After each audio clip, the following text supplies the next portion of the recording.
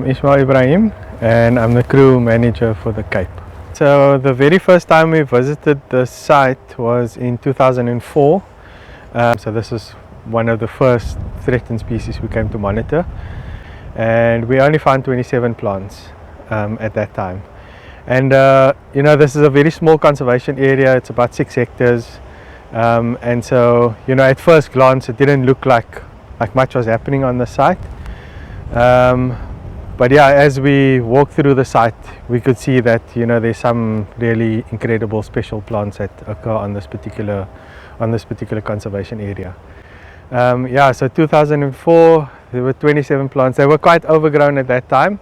From 2007 till about 2018, we visited the site about 6 or 7 times during Marasmodes Day to search for populations and to make sure that the species is still around.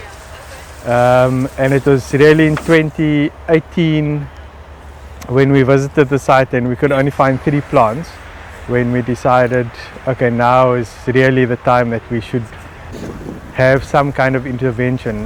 Because there were only 3 plants left, we decided to look for funding to do a restoration project on the species.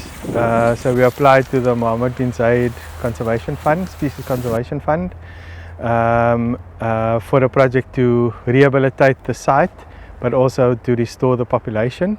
Just as we got approval for our project, about a month after that, the site burnt down, and the last 3 plants we knew of was burnt, and so we were in a bit of a pickle because we hadn't collected any fresh seed from those plants, or taken any cuttings. Fortunately, in about 2009, the Millennium Seed Bank came to the site and they collected seed.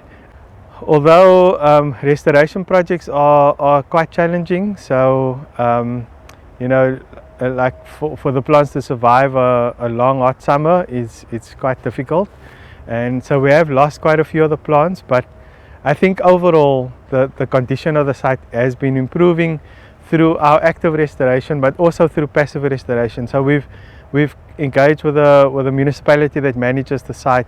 So for example, there was a road through the middle of the site that they used to drive along all the time. So we've arranged with them to kind of stop driving so that they can rehabilitate. And it's been amazing to see like how that pathway has actually just rehabilitated on its own. Like seeds are kind of flying into that site, it's germinating. There's some like lovely shrubs that are growing in the middle of the road now. So hopefully in a few years time you won't even know that there was a road there. And so that's all part of the restoration process.